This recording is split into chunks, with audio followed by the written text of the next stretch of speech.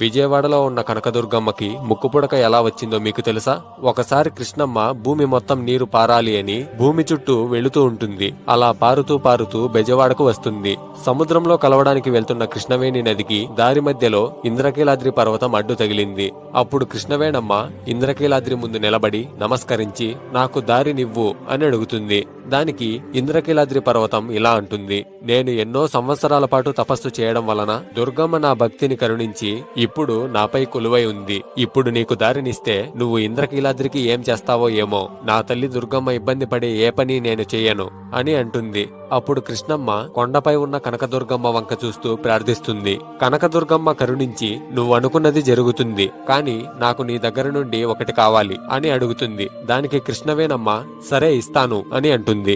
దుర్గమ్మ నవ్వుతూ నువ్వు ఈ ఇంద్రకీలాద్రికి ఏమీ చేయకుండా ఈ ఇంద్రకీలాద్రి పర్వతానికి ఒక బెజ్జం ఉంది, నువ్వు ఆ బెజ్జం నుండి ప్రవహించు అని చెబుతుంది.